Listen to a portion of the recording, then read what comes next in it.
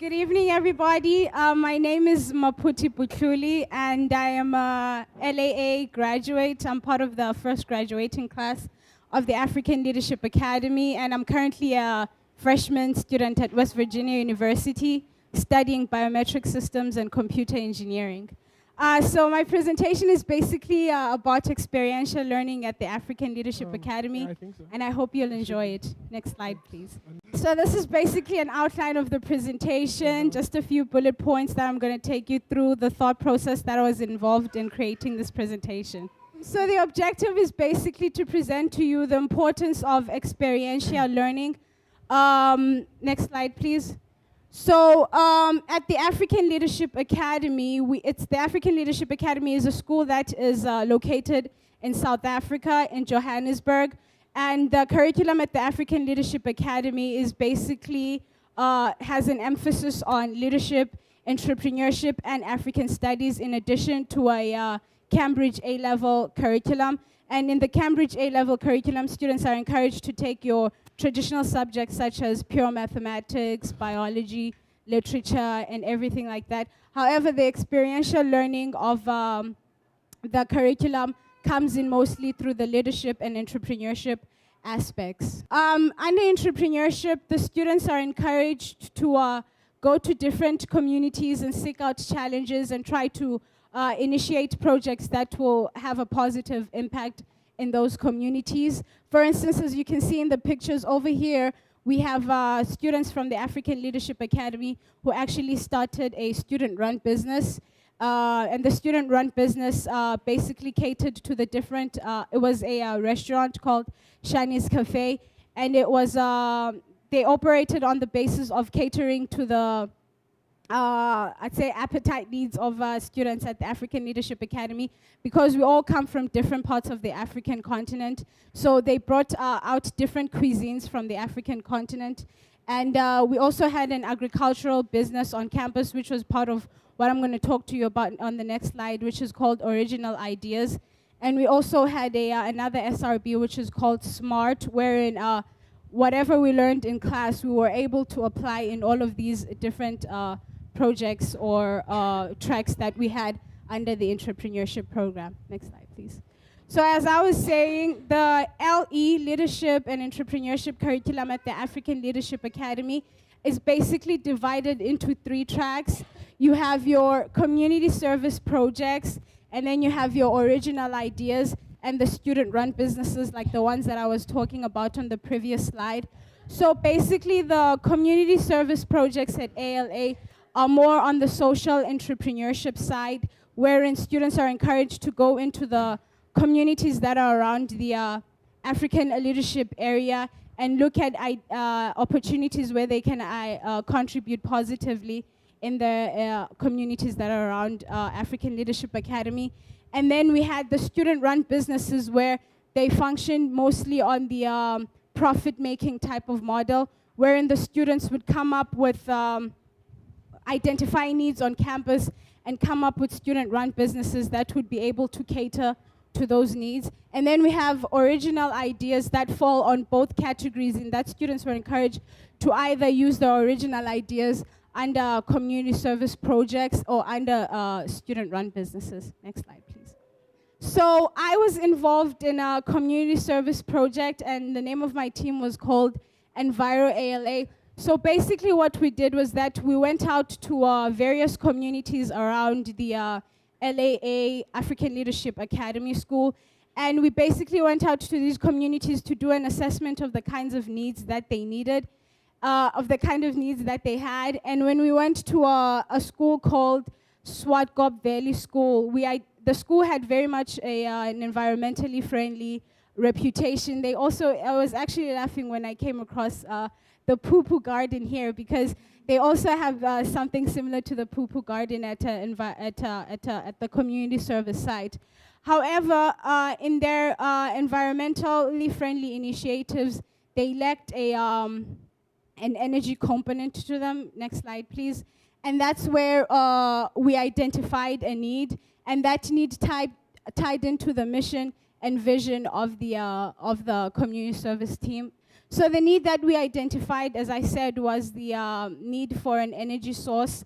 And at the same time, when we identified this energy source, we realized that it had to be in keeping with the reputation that the school had of environmental friendliness. So what we decided was to build a biogas digester plant with the cows. The cows actually come in with the type of material that we're going to use to produce the methane gas, because the school is in a farming area. So then we decided, you know, since they have since the farmers have the cow dung and absolutely have nothing to do with it, we would just put it into the biogas digester plant to create methane gas, which would then be channeled to the kitchen and used for cooking purposes. And at the same time, the school has a feeding scheme. So whenever they didn't have electricity or any form of energy source, they wouldn't be able to run their feeding scheme. And some of the kids actually relied on the meals that were provided by the feeding scheme. So whenever they didn't have an energy source or electricity, then that meant that they wouldn't be able to run their feeding scheme. And as a result, some of the students would go back home with hungry stomachs.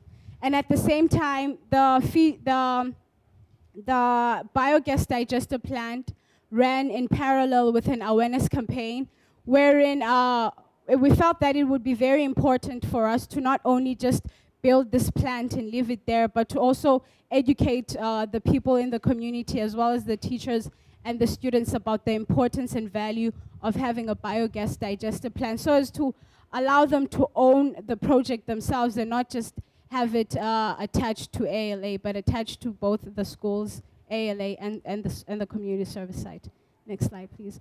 So on the success matrix is that the school would be less dependent on the government for a supply of energy, and at the same time it would ensure that the feeding scheme would continue to run efficiently and continue to provide the necessary meal to the students at the school. And at the same time, the increasing turnout at one of our awareness campaigns ensured that we were, you know, educating the people in the community service site about the importance of continuing with their environmentally friendly reputation and the importance of having a biogas digester plant at their school. Next slide, please. So any questions or comments before I hand over to my fellow LAA graduate, Deepo?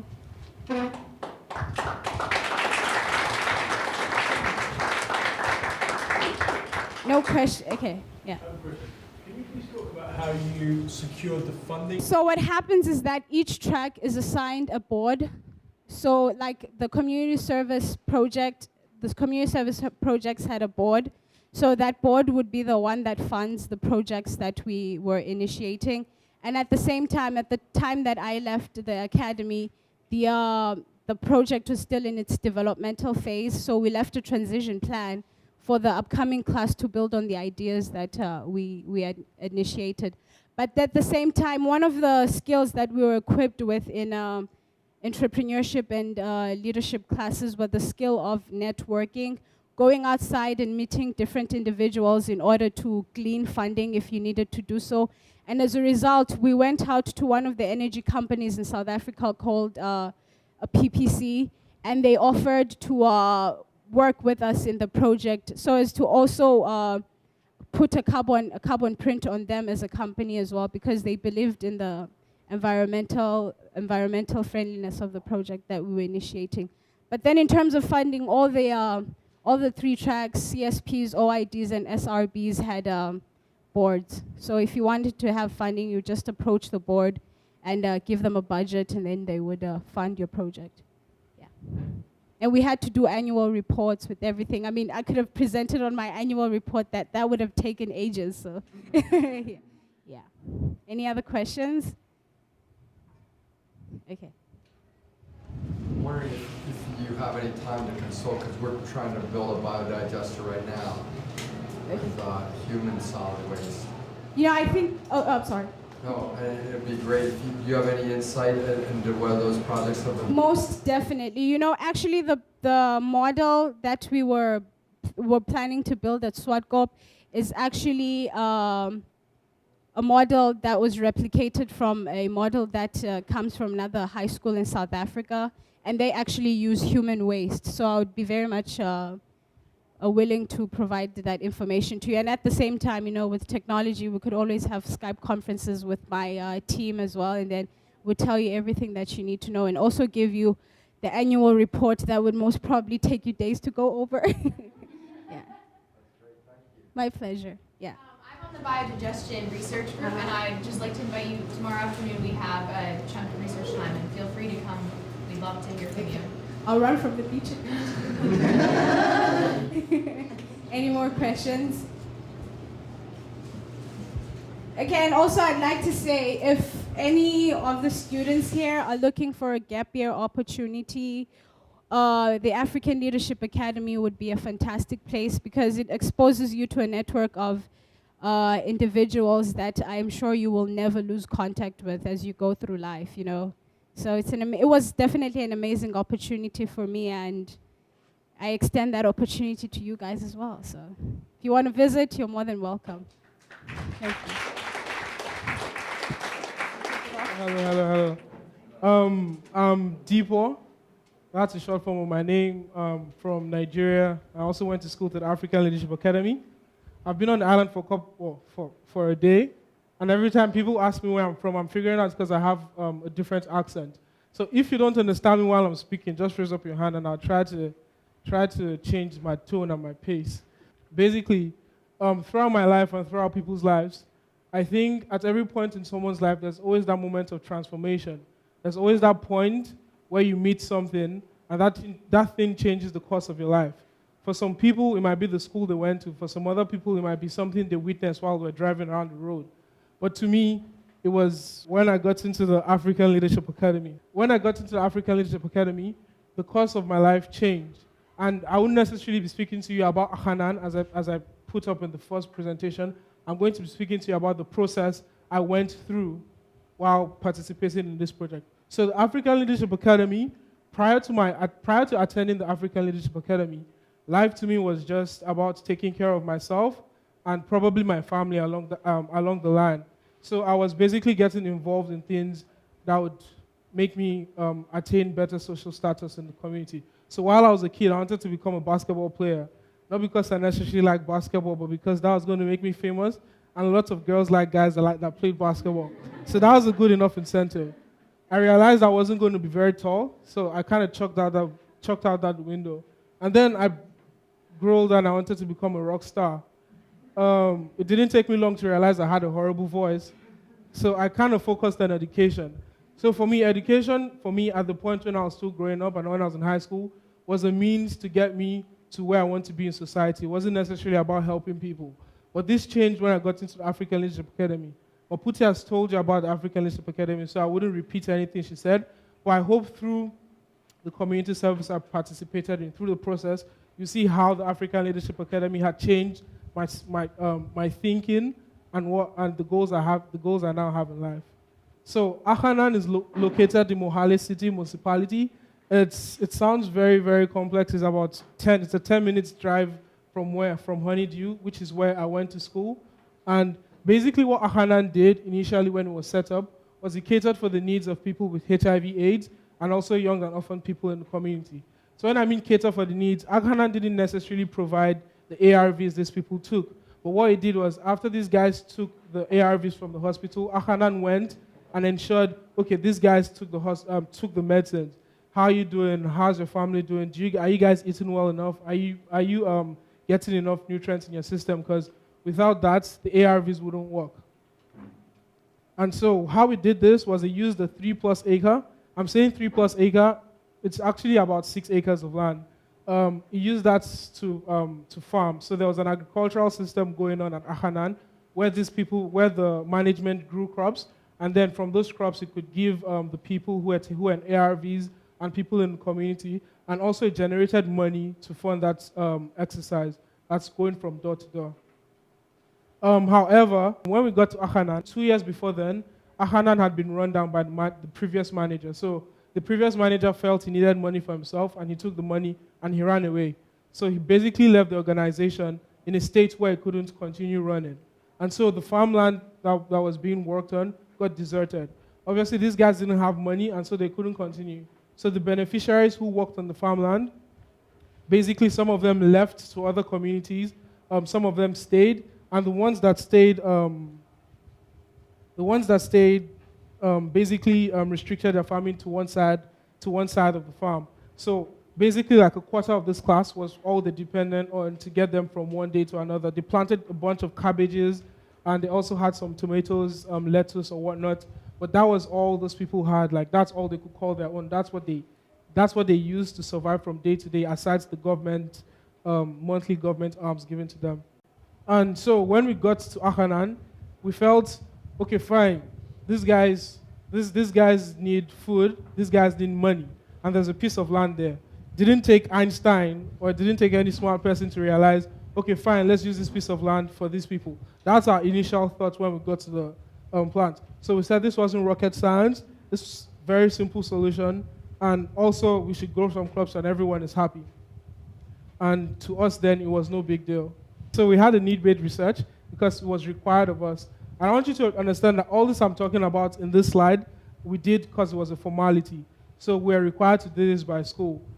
As you saw in the previous slide, we already went into that community knowing what we wanted to do for the community. So we weren't taking anything out of the community.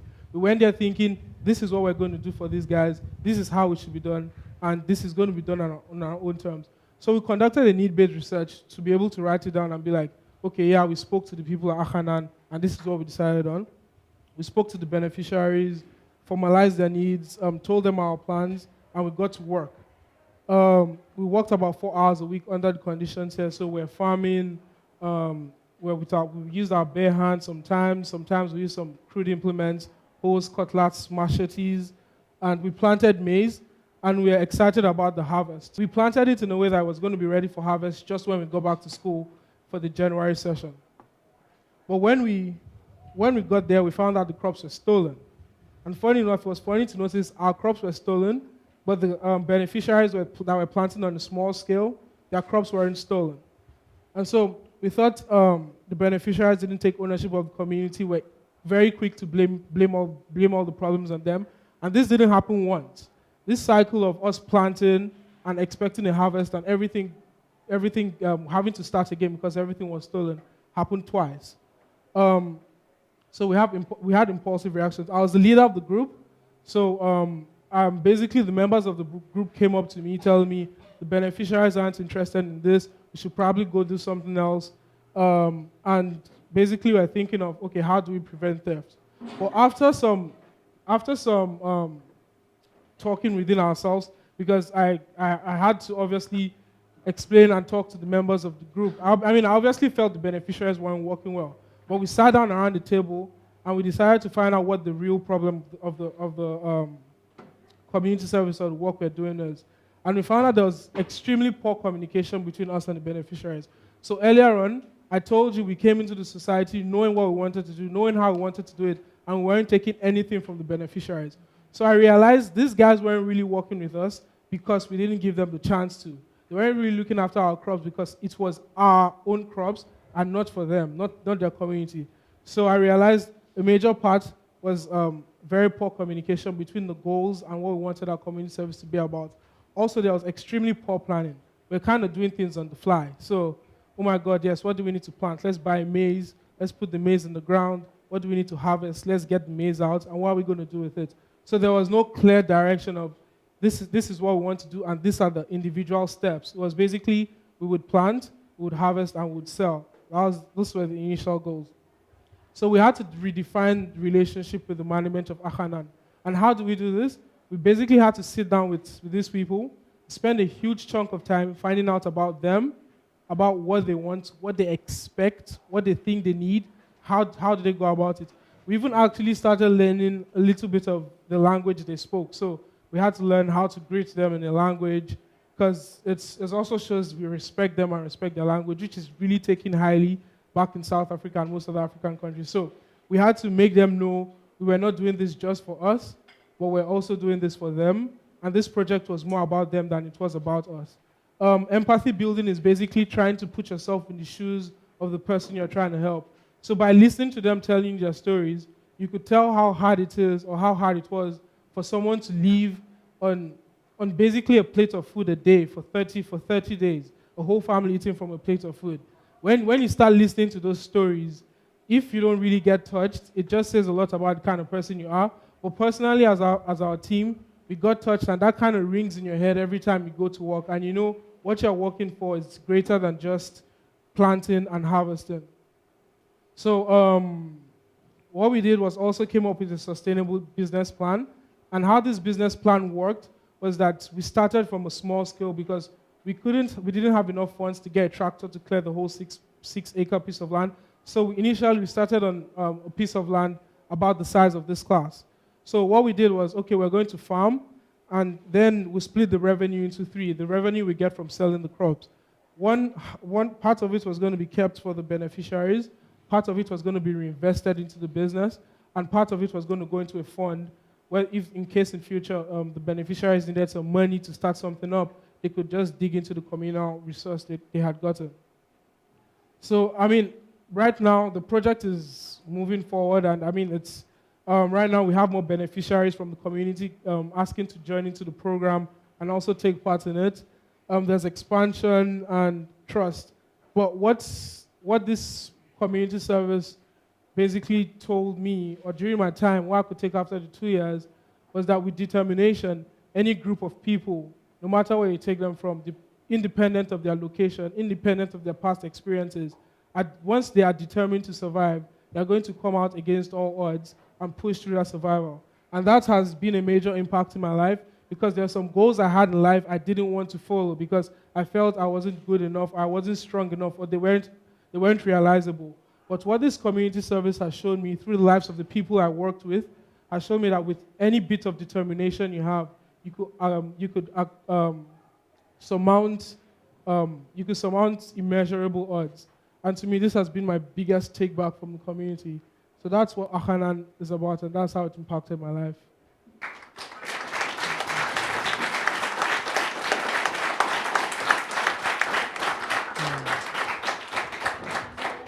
So I'll take a couple of questions. If I can't answer a question, I'll try and come up with something. But I hope I'll be able to answer any question you guys have about the project. Were you in high school when you were doing this work, or how old were you? All right, so I'll tell you an estimate of my age. I'm just kidding. I was 18 when I started this. I was literally in high school when I did this. So I came down from Nigeria, and everyone in that picture was within 16 to 19 years. Can you talk a little bit about how much time it took to be involved in a project like this? Like for example, did you spend a whole day every week, or did you spend a whole week on the project, and how much of it was actual school time, and how much of it was kind of after school? Like, I'm going to speak from my own amount of time I put into it, because everyone there I was leading the team. So personally, for me, I kept on thinking about it a lot throughout the course of the week. But in terms of how much, the whole of Wednesday in African Leadership Academy is structured towards community service. So from 8 to 12, we're sitting down in class, thinking about what we want to do, how we're going to do it, or working around team building skills. And then from 12 to 4, we're on site. Aside that, we have about 2 hours during the week where we are meant to be in class about it. But those are the actual hours we use. But saying is, usually what they give us in ELA never ended in class. So they gave you more work than you could do in class.